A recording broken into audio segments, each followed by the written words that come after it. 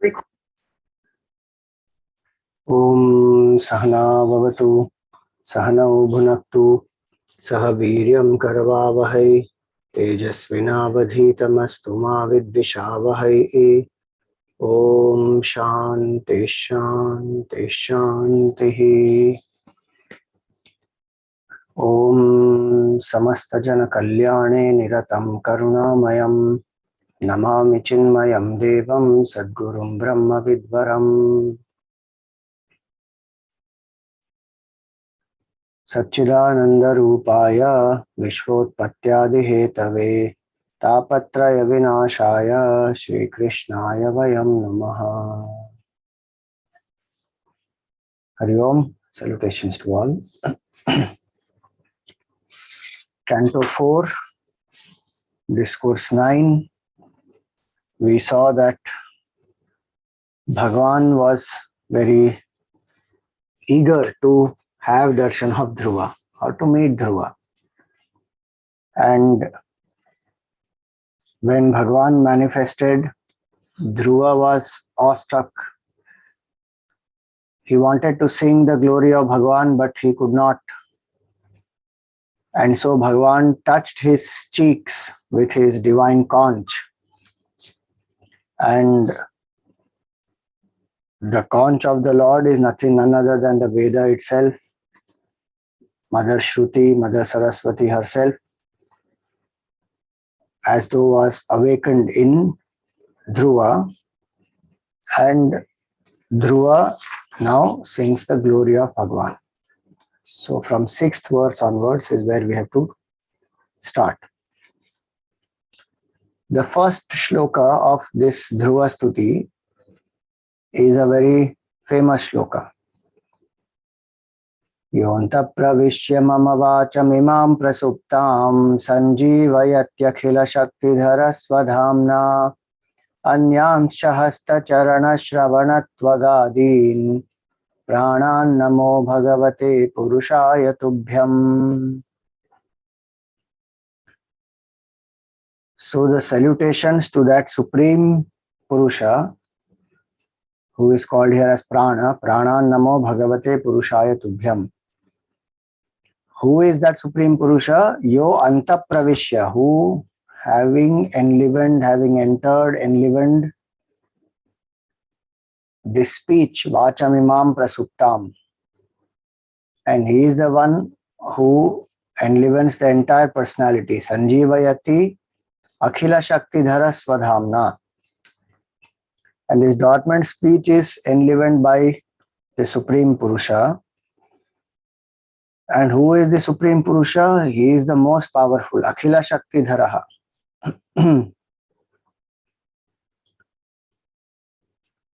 Anyanscha, and not only he enlivens my speech, but even all the other aspects of the body, the hands, hasta, charana, feet, shravana, the ears, tvag, the skin, adi, meaning the rest of the sense organs, mind, everything. Salutations to that Supreme Lord. So though Dhruva is having darshan of Bhagavan outside, the first shloka itself says that Supreme Lord, who is the wielder of all powers, is the one who enlivens this. And definitely it is, Dhruva also experienced it, that he was not able to say anything when he was having darshan of Bhagavan. He was dumbfounded. It is Bhagavan's conch which, as though touched, when he touched his cheeks, then, so that's again a depiction to say that these senses and this mind, whatever it goes through, we may feel that it is happening on its own, it has its own capabilities, but actually it is the Supreme Lord alone who makes this enlivened. Which is why the Kenopanishad seeker also asks that question to the Guru. Kene shitam patati preshitam manaha kena prana prathama praiti yuktaha kene shitam vacham imam vadanti chakshu shrotram kaudevo yunakti. That prompted by whom does the mind go towards its object? Does the prana function? Does the speech, you know, work? And this ears, this eyes, all of them, how do they see and hear and speak, and what is that power because of which all this is enlivened? So if somebody says senses are enlivened by prana, he is also asking in that who is enlivening prana, and who is that who is enlivening prana? If somebody says mind, he says who is enlivening the mind? So same way here, Dhruva realizes that this entire personality is working because of that supreme infinite consciousness. And then he further continues, Ekastvameva Bhagavan idamatma shaktya mayakhyayo rugunaya mahadadya shesham srishtvanuvishya purushas tadasadguneshu jnane vadarushu vibhavasu vibhasi. So it is the Lord, same Lord who enlivens this personality of ours, is the creator of the whole universe. So in the second shloka, he says that that enlivener in us is that Ishvara, who using the power of Maya creates this Mahat Tattva and this entire creation. And though he is one, he appears to have become many. And this Maya consisting of three gunas, it is the power of that Supreme Lord himself. And Bhagavan not only creates this whole universe, he enters into everything. See, a lot of this we will find in the what is the word for it? The Upanishadic wisdom is reflected in this devotee stuti. And what did he do? His sadhana was Om Namo Bhagavate Vasudevaya.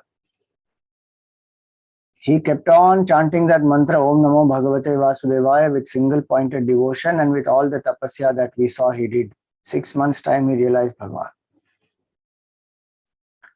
And what is his experience is equal to what the Upanishadic seeker experiences. So even in the Upanishad, this comes Tat Srishtva Tadevanupravishat. In the Taittiriya Upanishad, it comes that Bhagavan as though created this whole universe and as though entered everything. So same thing he says here, that you enter them as their inner controller and presiding over the illusory senses, you appear as many. It is our senses which make us feel this plurality is real.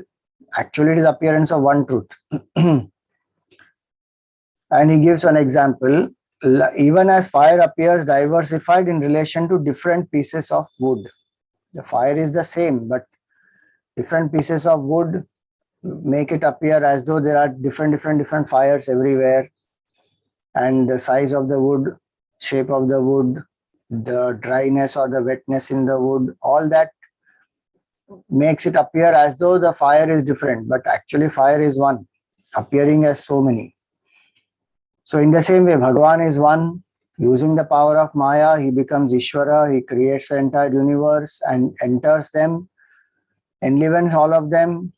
So what does that mean? The Lord here is the Ishvara and is the one who is appearing in this whole world also. So Jiva, Jagat, Ishvara. All are one Lord only. This is Dhruva Stuti. 5-year-old boy chanted the mantra and see the power of the mantra and see the power of the initiation. Naradji initiated him into this mantra and his single pointedness, and he realized the Supreme. He has not learnt Vedas, he has not yet gone to Gurukul. Those things has not happened. How does he experience all this? That's the realization. The same Lord is in the hearts of all. And when that Bhagavan manifested and he touched his cheeks with this conch, the intuitive knowledge, what the Upanishad seeker experiences through Nididhyasan and Samadhi, that Dhruva is experiencing.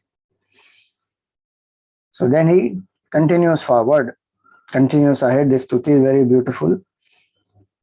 So through the vision conferred by you, O Lord, Brahmaji also views this whole universe. Even Brahmaji, we saw earlier how the creation happens because of the grace of Bhagavan. Brahmaji didn't know what to do, and he heard tapa, tapa, and he meditated.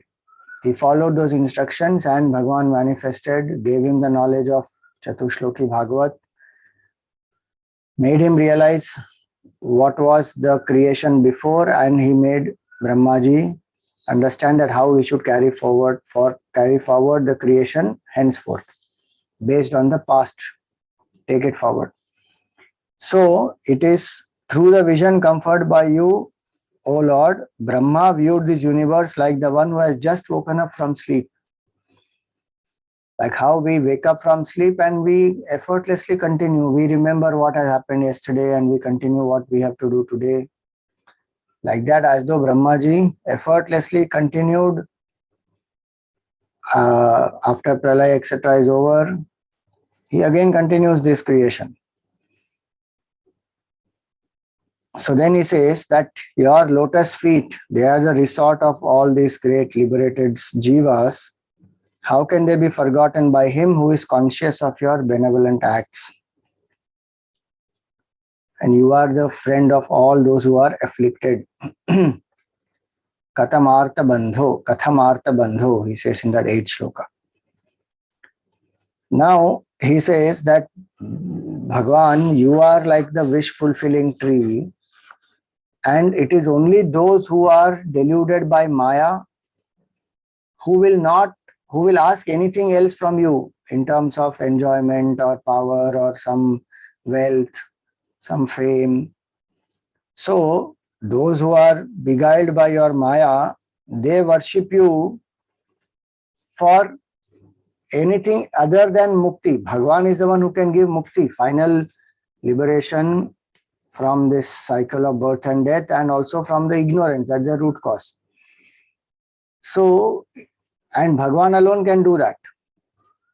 So when Bhagavan can free the jiva from all the sorrows once and for all, it is only those who are under the power of his Maya who will not ask this from Bhagavan and who will ask for something else for other purposes and hanker after the pleasure of sense enjoyed by the body. See the 9th shloka there. Archanti kalpakatarum kunapopa bhogyam icchanti yat sparshajam nirayopi nranam. So this body, for the enjoyment of this body, one will ask some sense pleasure, sense object, some name, fame, glory, all that. And this body, he says here, it is no better than a corpse, and it can be had even by living beings in the hell. Body one will get anywhere, appropriate body one will get. As per the punya and the papa, whatever one has done, whichever loka one goes, one will get some body to experience those punya and papa. But only in human body it is possible to get mukti. And so it is, he says that those who don't seek that mukti are definitely under the power of some Maya of yours, that they seek other things which are perishable, which are temporary, which are available even in other places. Body also is available in other places, maybe obviously not the same body, but there will be a body. And sense enjoyments also are available in heaven and many other places. One can even enjoy the senses. But Bhagavan is the only one who can grant liberation. He says those who don't seek that, they are under the power of Maya. Now he says something very nice, where he says here that Ya nirvritistanubhritam tava pada padma dhyanad bhavajanaka dhyanad bhavajjanakatha shravanena vasyat sa brahmani swamahim nyapi nathama bhut kim tvantakali kim tvantakasi lulitat patatam vimanat.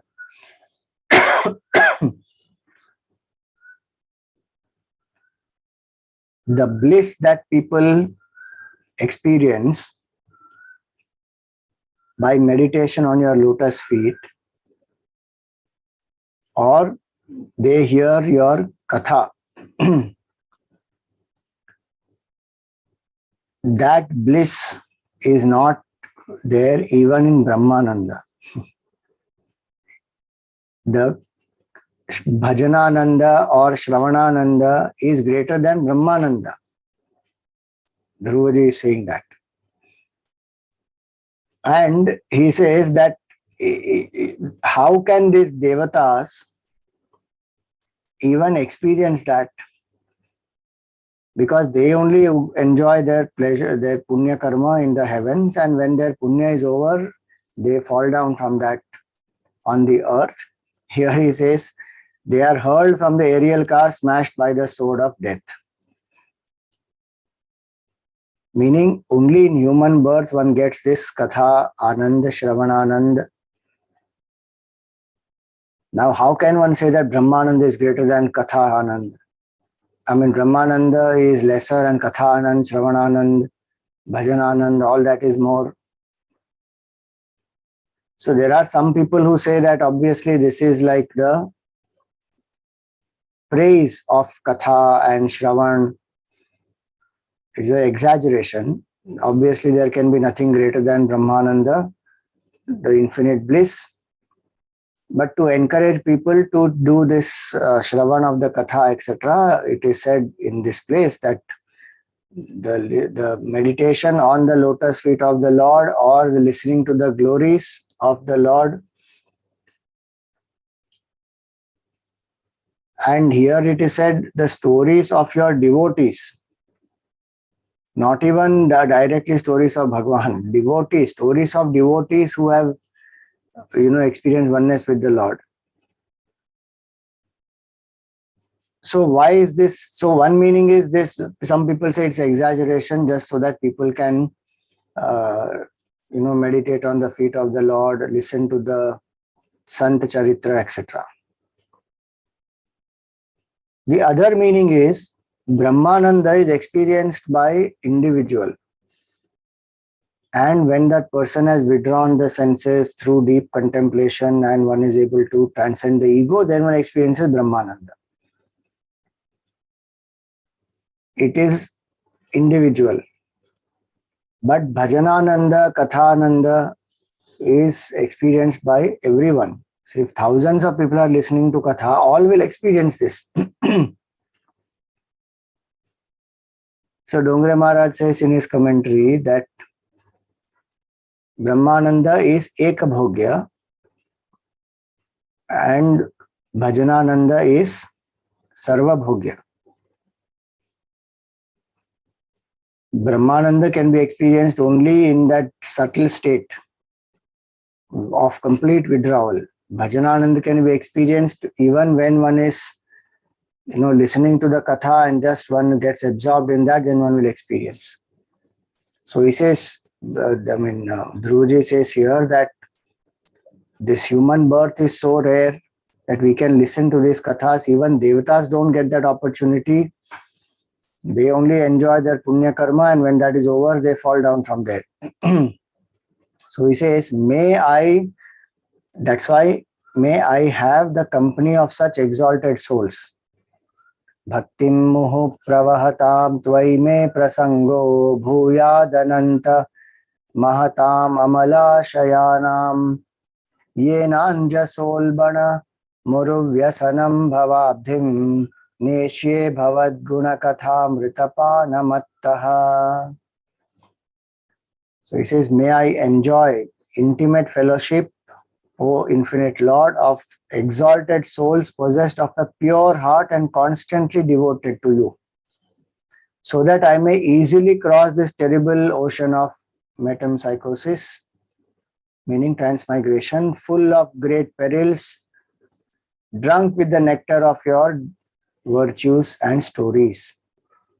Meaning, if I get the company of such exalted souls who are always absorbed in the thoughts about you, in your stories, in your glories. If I get company of such great people, then it will become easy for me to cross over this ocean of samsara. They who have cultivated the close fellowship of men whose heart is captivated with the fragrance of your lotus feet,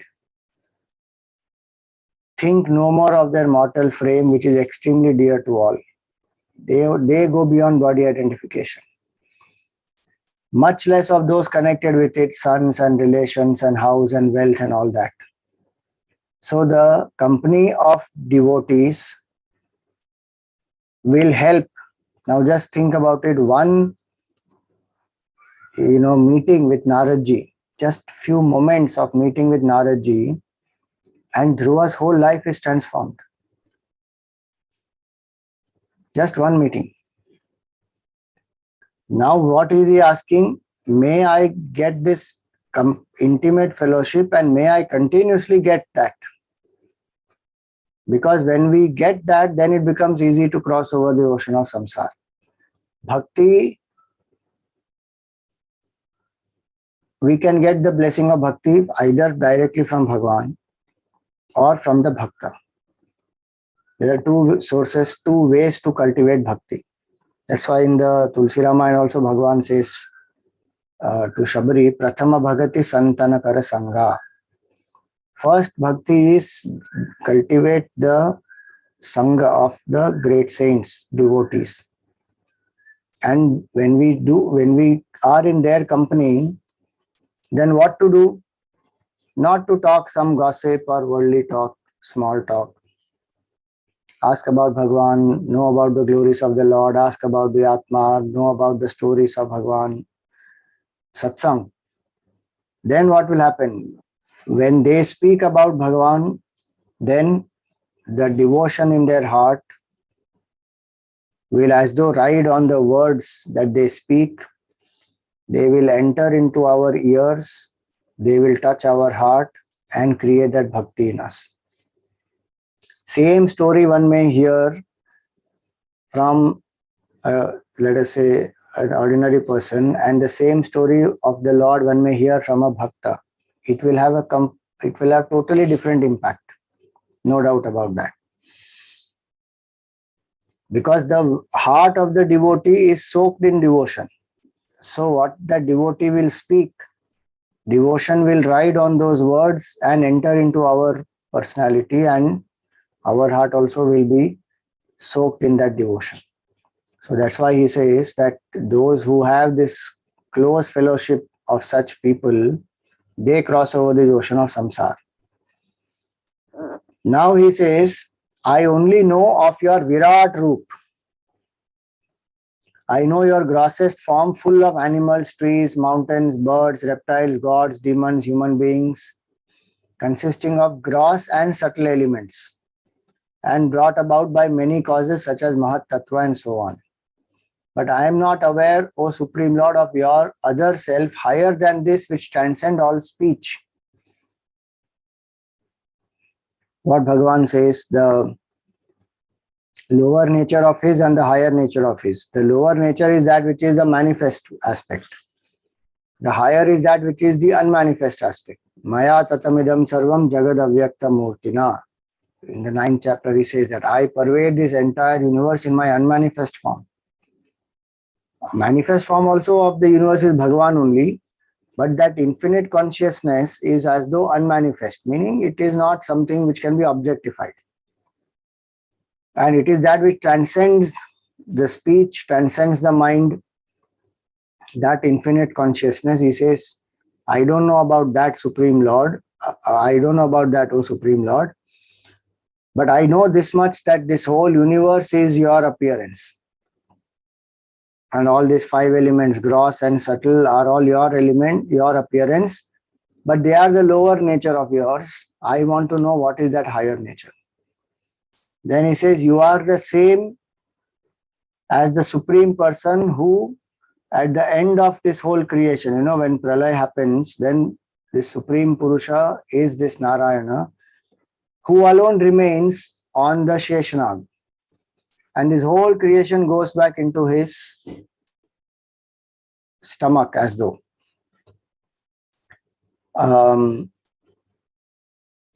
And what is that Lord doing at that time? He is in Yoga Nidra. When even Brahmaji goes away, only Bhagavan Vishnu remains, Mahavishnu. And there is flood everywhere, and only the Bhagavan is there on the Adi Shesha, and he has turned within. His eyes are closed. He is in the Yoga Nidra. And the whole universe is in the seed vessel of the gold lotus representing all the 14 worlds, and sprung from the ocean of your navel that the shining Brahma appears. The entire 14 worlds, Brahmaji is, the whole thing goes, the creator, the creation, everything goes back into him, and at the right time it will manifest also from him. We saw earlier how the manifestation happens. Then from the Nabhi comes the lotus, and then Brahmaji is there, and then he creates the whole Srishti. He says, you are that supreme Purusha. You are eternally free, all pure, all-knowing self, immutable, most ancient person, possessed of all divine attributes and the controller of the three gunas, witnessing by your unobstructed vision the different states of the mind. You appear as Vishnu for the preservation and are altogether distinct from the Jiva. As Vishnu, he is the Ishvara, the protector, and very different from the Jiva. The Jiva is perishable, is limited entity. Ishvara, here this Vishnu, what we saw in the earlier shloka, is the same Mahavishnu who remains even when Pralaya happens. So in that sense, different from the Jiva, but essentially obviously one. From the standpoint of the Upadhi, the limiting adjunct, the BMI, Jiva is limited, Ishvara is unlimited. So from that standpoint, different. But as consciousness, of course, both are one. So it is in you that the manifold potencies of opposite character, namely Vidya and so on, constantly appear in unbroken succession. You are no other than Brahman, the cause of the universe, indivisible, without beginning or end, purely blissful in character and changeless. So I take refuge in you.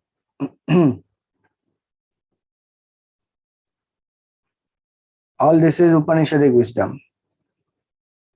From Nitya Mukta Parishuddha Vibuddha Atma Kutastha Adi Purusho Bhagavan Stryadhishaha Yad Buddhyavasthiti Makhanditaya Swadrishtya Drashta Sthitavadhimakho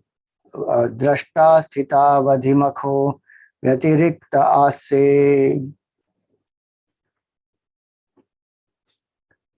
Then he goes on to say, in the eyes of him who constantly adore you as an embodiment of the supreme bliss, your lotus feet, O Lord, are the only true blessing as compared with other boons.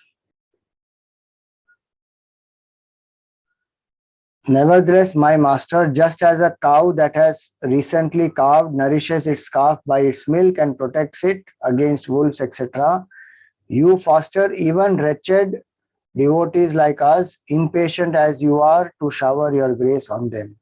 This is the compassion of Bhagavan. He says, even wretched devotees like us, you protect like the cow protects the calf, nourishes the calf. In that same way, you are always impatient to shower the grace on the devotees. So with that, he concludes this stuti of Bhagavan. Bhagavan heard this stuti and very happy he was to hear this. Now Bhagavan gives him the boon. Shri Bhagavan Uvacha Veda hamte vyavasitam hridirajanya balaka tatprayachami bhadram te durapamapi suvrata Nanyairadhishtitam bhadra yadbhrajishnu dhruvakshiti yatra graharkshataranam jyotisham chakramahitam. Medhyam Gochakravat Thasno Parastat Kalpavasinam Dharmognih Kashyapa Shukro Munayo Ye Vanaukasaha Charanti Dakshini Kritya Brahmanto Yat Satarakaha. So the position that Dhruva desired, the father did not take him in his lap, but the eternal father gives him an eternal position. So he says here, I know the cherished desire of your heart, O Kshatriya boy. Although it is difficult to attain, I grant it, O child of commendable vow. May prosperity wait on you. Now, what is that cherished desire? So he says, I bestow on you, O blessed one, that effulgent and lasting abode, which has not so far been attained by others. The entire stellar sphere, consisting of planets, lunar mansions, and other stars, stand fastened to it, even as oxen employed in trampling corn are bound to a post in the middle of a threshing floor. So there is a post, and the oxen are tied to that, and these oxen, they go around. This corn has to be trampled and separated. So he says, like that, you will be constant and everything else will move around you. Dhruva. It survives even those who live for a whole day of Brahma. Dhruva is that which will survive. Even when Brahmaji goes to sleep, meaning even after the dissolution of the three worlds, earth, heaven, and the intermediate region. The stars presided over by Dharma, Agni, Kashyapa, and Saptarishis, the Venus, and other stars too revolved round it, ever keeping it to the right. With all astronomy. And Dhruva is that. So for us, it is not just the star.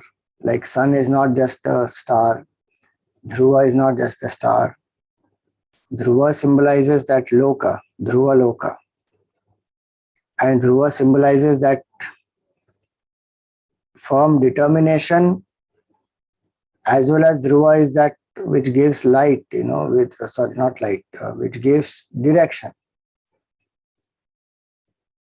So the North Star, keeping that as constant, even the navigators in the sea, they will find the right direction. So symbolically speaking, Dhruva is that which should be our guide in life, because Dhruva means that Supreme Lord himself. That which is permanent is called Dhruva.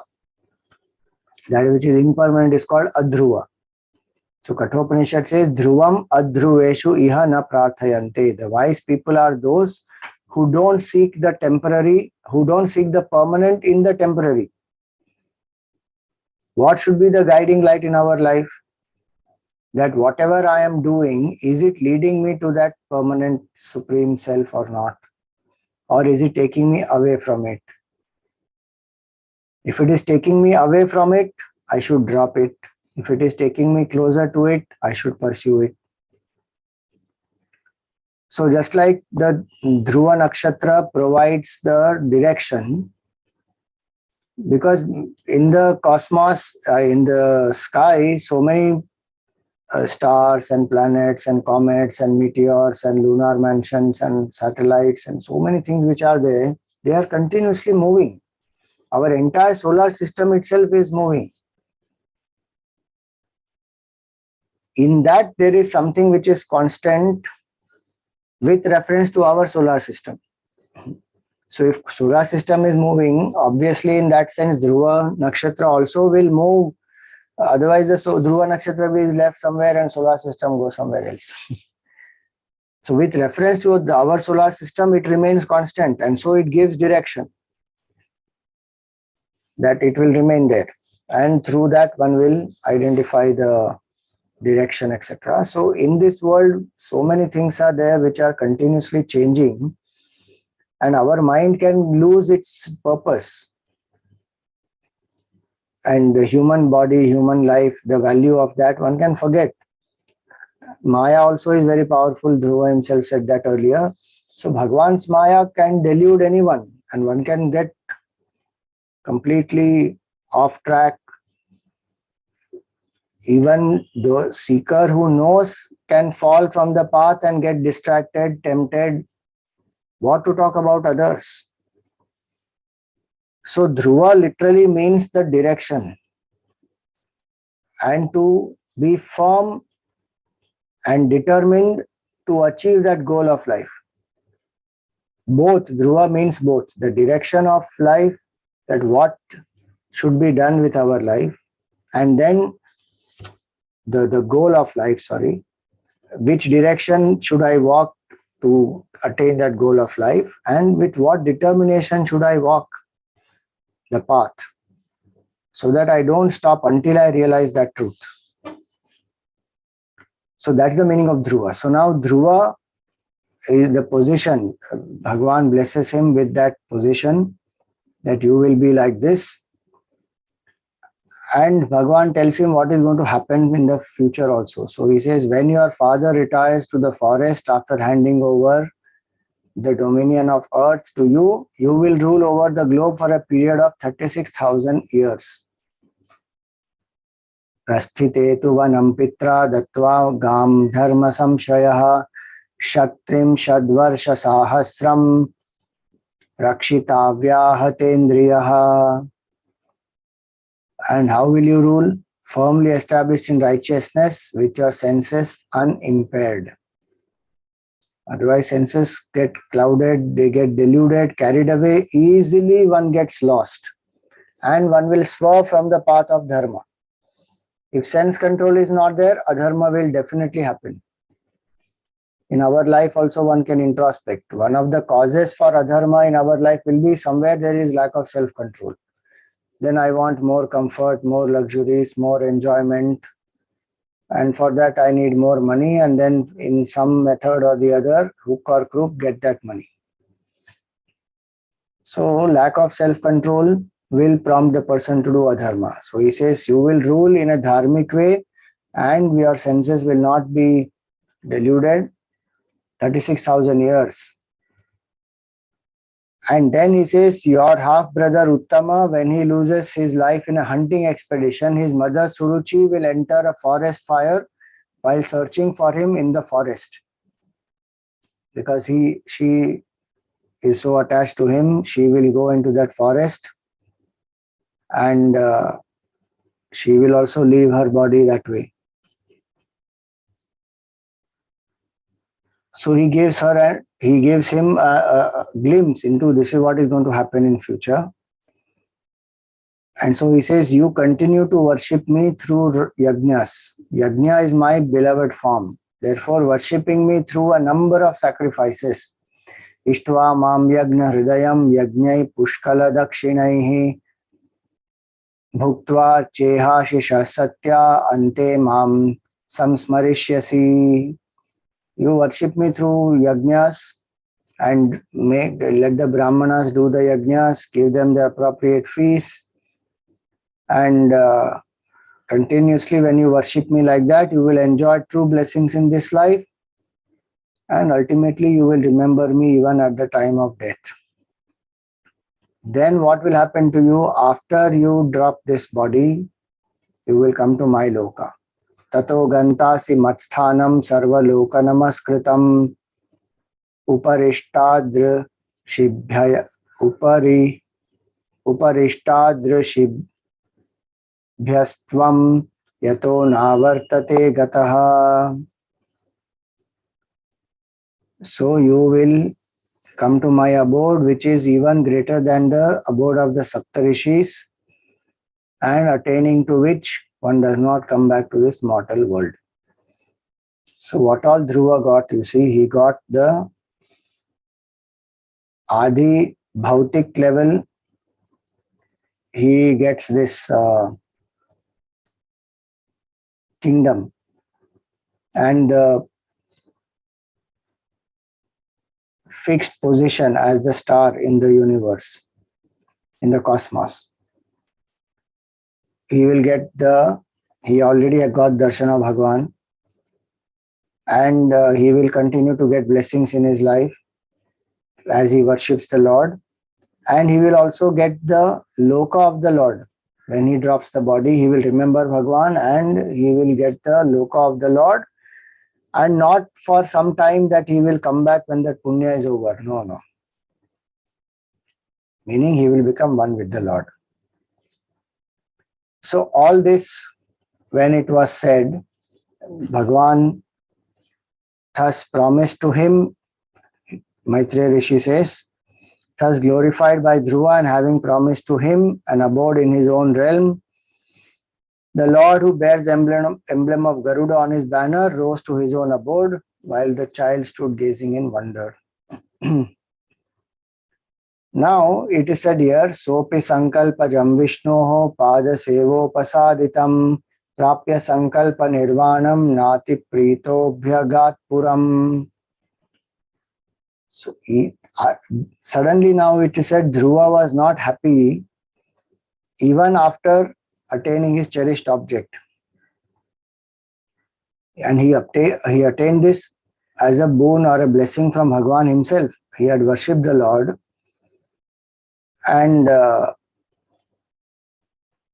why was he not happy?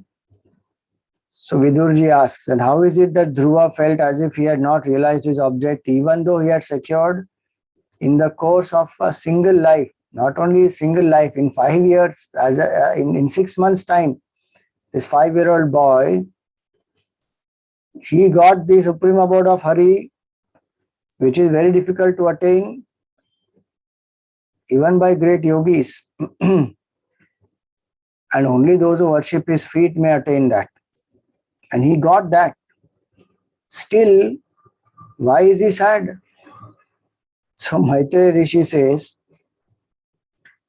that Dhruva started his whole tapasya because he was affected by the sharp words of his mother, and that father also did not keep him in his lap, nor did the father defend him or stand for him when the mother was criticizing Dhruva and telling him such harsh words. So he started his tapasya with that. So he was feeling bad that those things were still in his mind, and Dhruva did not seek mukti from the Lord. He praised Bhagavan, but he didn't seek mukti. So Dhruva was feeling a little sad that, how could I not ask this from the Supreme Lord? And in the Dhruva stuti, he himself said, that those who are deluded by Maya alone will ask the Lord for other things and not for final emancipation. Bhagavan gave it of his own accord. And there he says, you will ever be in my loka, you will never return. But that oneness with that Supreme Lord, the Advaitic oneness possibly, that is not yet experienced or he is not asked for it. Bhagavan of his own generosity said, you will ever be with me in my abode. So Dhruva now feeling this, he is feeling remorse. Now that portion comes here. Dhruva Uvacha. So he says here that even after securing in the course of mere 6 months the asylum of his feet, whose truth perpetual celibates like Sanandana, the Sanat Kumaras, have been able to realize through abstract meditation practiced through many lives, I have receded from them, my mind being fixed on diversity. Meaning I have fallen from the bhav, that surrender to the lotus feet of the Lord. From there I have fallen. I have again come back into the realm of duality. Oh, look at my folly. Alas, how unfortunate I am that having reached the soles of his feet, who is capable of ending the cycle of birth and death, I asked for something which is bound to perish. Only this the position that my father didn't give me in his lap, so I wanted to sit in the lap of the eternal Father. So I went, and I didn't ask for mukti, I asked for something perishable. So however long life, kingdom and all these things, Dhruva didn't ask for it, Bhagavan gave, but Dhruva is feeling that I should have asked for mukti. Everything else that I got, it will perish soon or later. Somewhere or the other it will go, it is perishable. So he says now, Ahobata mama anatmyam mandabhagyasya pashyata bhavachida padamoolam gatva yache yadantavat matir vidushita devaihi patadbhira sahishnubhihi yo narada vachastathyam nagrahisha masattamaha. So he says, my judgment is perverted by gods, these devatas. They could not bear to see my rare good fortune, inasmuch as they are sure to fall from their elevated position. That is why I refuse to believe the true words of Narada, most wicked that I am. Naradji said that this mantra can lead you to emancipation, liberation, but I didn't believe his words fully. And my mind was perverted by these devatas, possibly. And so I didn't ask for mukti. That is why I refuse to believe the true words of Narada, most wicked that I am, clinging to the Lord's Maya and hence taking a perverted view of things. I burnt with jealousy, mistaking my own brother for an enemy.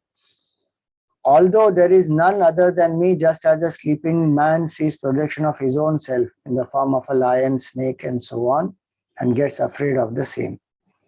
Now he also repents for what he went through earlier. That jealousy came into his mind and he saw his brother Uttama as his own, as though a competitor, and he was jealous of his brother that he can sit in the lap of father, but I am not allowed to sit.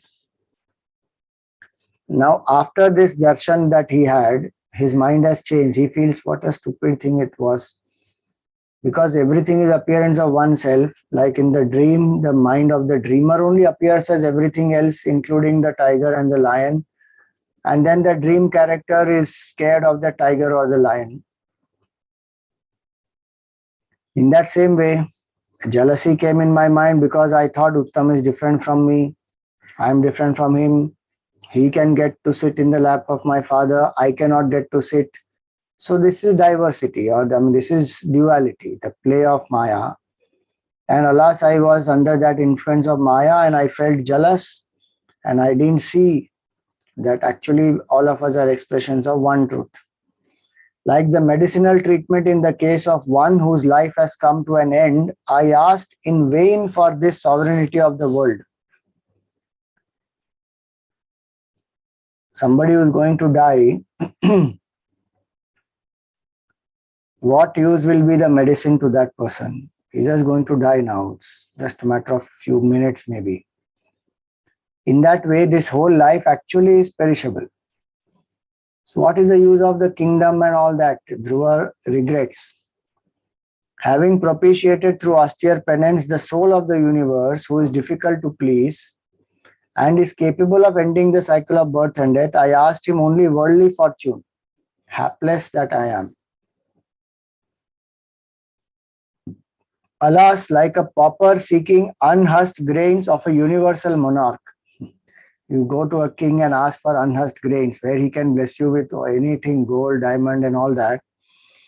I, whose stock of merit has been depleted, foolishly asked for worldly power and pelf at the hands of him who was ready to grant me the joy that constitutes one's own essence. See, here Dhruva in his stuti, he didn't ask for kingdom, etc. Bhagavan gave. But Bhagavan also said, I know the cherished desire of your heart. And so he gave all this. Which means that in some way or the other, Dhruva had that desire in his mind. And Bhagavan recognized it and blessed him. Dhruva is now feeling that I should have had the desire for liberation. That's the point.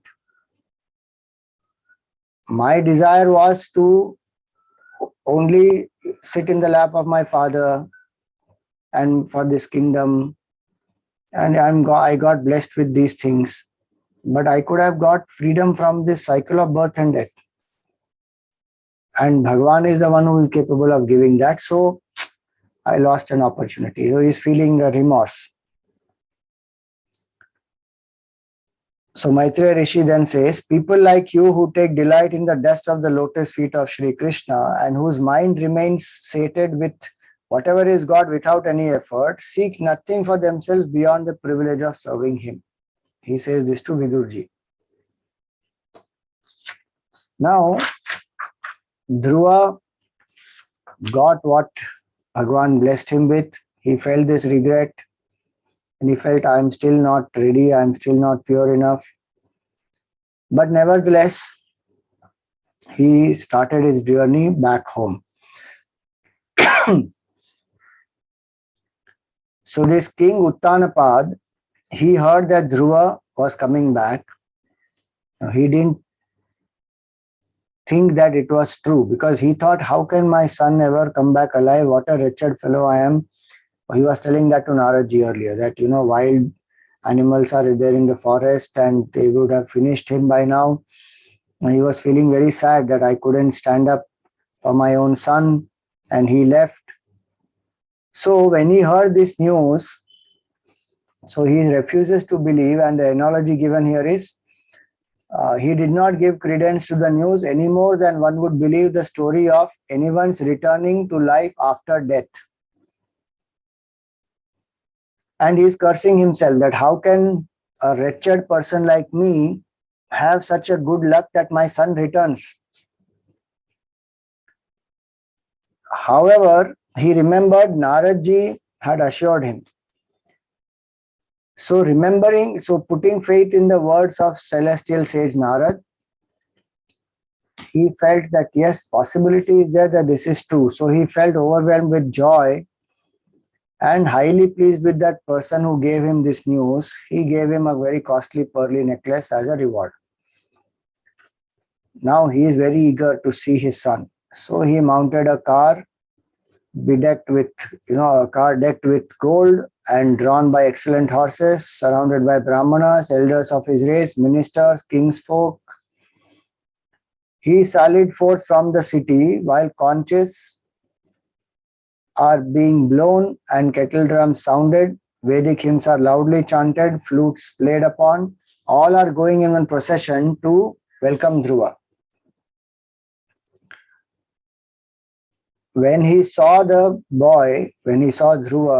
he quickly alighted from the chariot and went up to him with great sigh of relief and so much of joy. He embraced Dhruva, who had been absolved of all his sins and freed from all bondages by the touch of Lord Vishnu's feet. Now, his great ambition of seeing his son safe and sound having been realized, the king, he kissed Dhruva on his forehead and out of tears of love and joy as though he bathed Dhruva. Dhruva bows down to the father and received his benedictions, and Dhruva felt very happy to be accepted like that by the father. And now he goes to his mothers, Suruchi and Suniti. So he goes and he bows down to Suruchi. Suruchi also has transformed now, because in that moment, even she came under that insecurity and she spoke harsh words. So she also repents, and Suruchi blessed him that may you live long. Now see the mind of Dhruva. Even at that time, what Suniti had told him was such that there is no ill will against Suruchi. if at all there is anything, there is only gratitude that because of Suruchi's harsh words, out of that what is good was taken. And Dhruva went to the forest, and because of that he got darshan of Bhagavan also. So the mind of Dhruva is such that it is not blaming Suruchi, not feeling that, because of you I went through such hardships in the forest, and you don't know what all I have been through. I will not even look at you, and you should not have spoken those words to me. Nothing.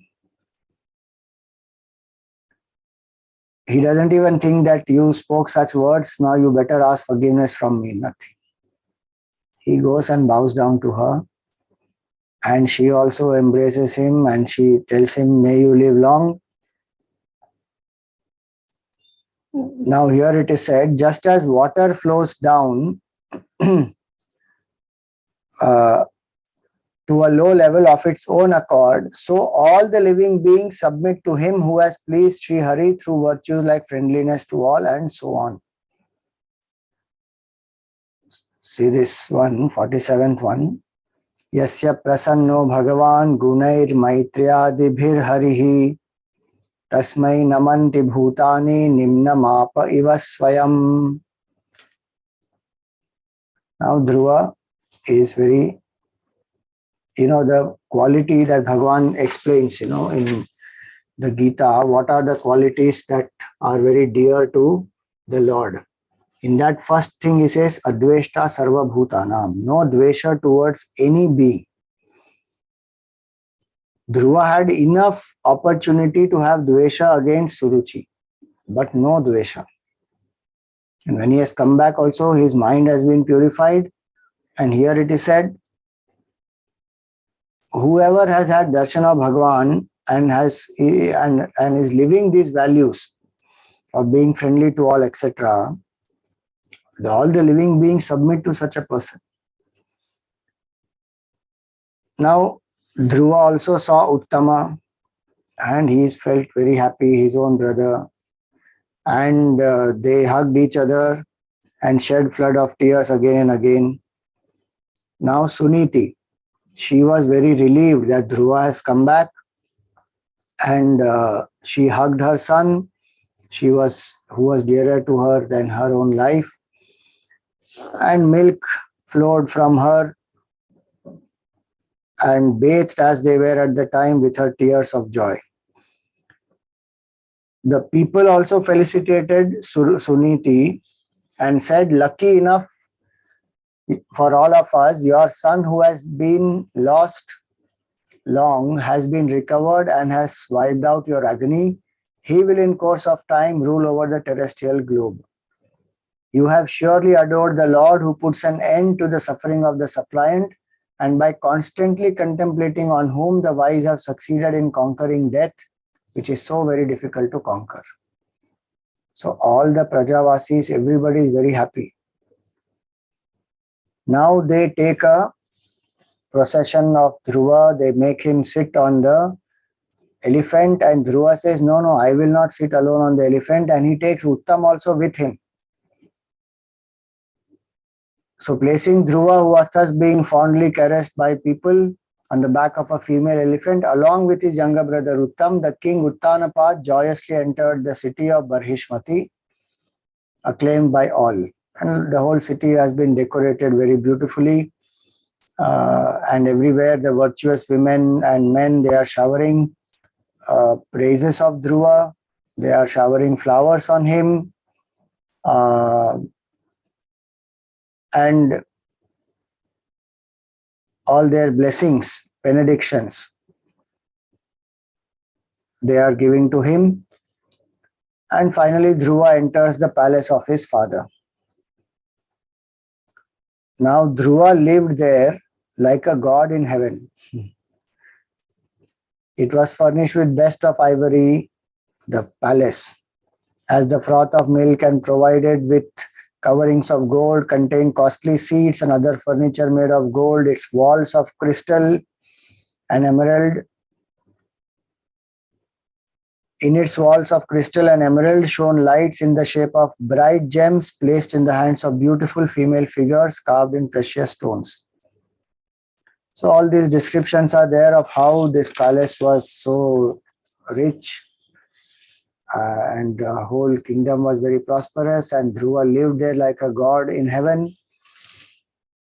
Now this Uttanapad has been ruling, and now Dhruva has grown up. Uttanapado Radhyarchihi Prabhavam Tanayasyatam Shrutva Drishtadbhutatamam Prapede Vismayam Param. So he was highly amazed to see the most wonderful glory of his own son, of which he had heard from the mouth of Naradji. He had only heard. Now he sees how Dhruva is and how he is growing up, what are his virtues, how he has the purity of mind plus the devotion plus the smartness, all that.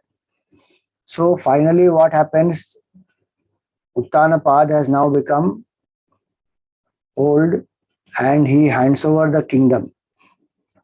The kingdom is given to Dhruva. When he saw that the prince had not only come of age but had also won the esteem of ministers and the devotion of the people.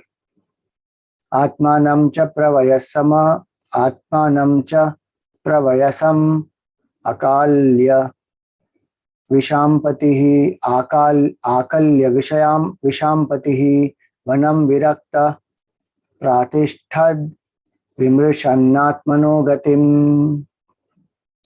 So he had become old and he had enough vairagya from the sense pleasures, etc. So he departed to the woods to contemplate on the Supreme Self. So that way the prasang of Dhruva in this context of what he sought from Bhagavan was artha. Though Bhagavan blessed him with more than artha, blessed him with his abode, etc., but Dhruva's pursuit was for artha and he was blessed with that. So the second Purushartha, so first Purushartha we saw dharma dedicated to Lord, second Purushartha artha also dedicated to Bhagavan. Little more of Dhruva's life will come further, and then we take up the other two prasangs of dharma, artha, then kama and moksha. So for today we will stop here. Any questions for today? Yes. Hari Om Swamiji Pranam. Swamiji, I'm just not sure if I understood this correctly. Swamiji said in this prasang, Dhruva's request was for artha, but from Ramayana we understand that like the devotees who had the chance when the Lord was pleased with them, like even the rishis, they only asked for more and more bhakti for the feet of the Lord. Even they also don't ask for moksha. And actually, even in the Gita, is that not what we understand, that we should drop all? Finally, even that sankalpa has to be dropped. So isn't it not right to, isn't it correct that Dhruv didn't ask for moksha? Okay, but because it's not something one would ask for, isn't it?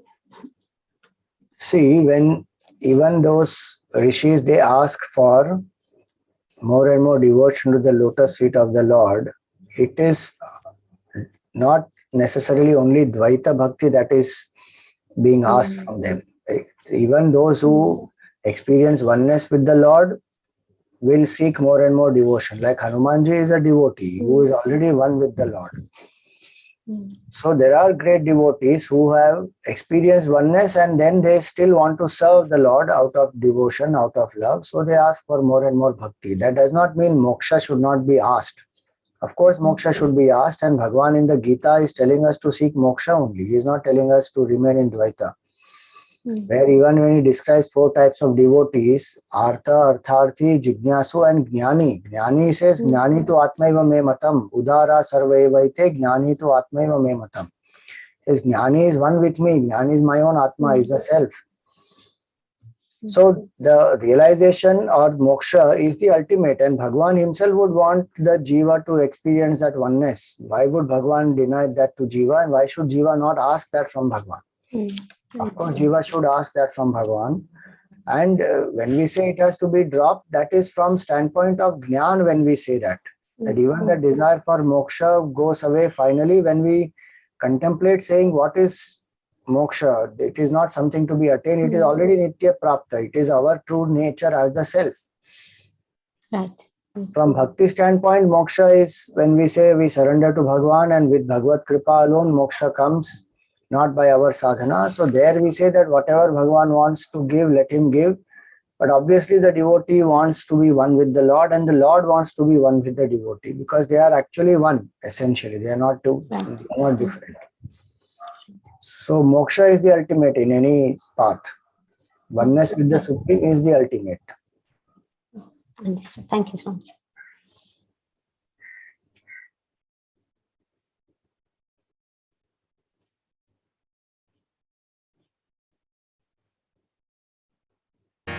मंगल आरती प्रिया प्रीतम की, मंगल प्रीति रीति धूम की, मंगल कांति हसनी दसनन की, मंगल मुरली दीना धुन की, मंगल आरती।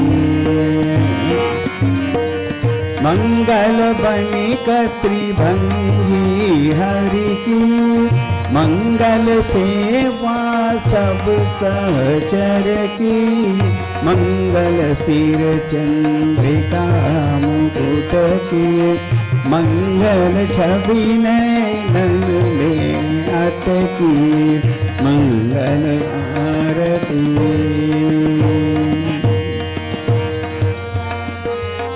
पभी अंग अंग की, मंगल गौर श्याम रंग की, मंगल अति कटि पियरे पट की, मंगल चितमणि नागर नट की, मंगल आरती।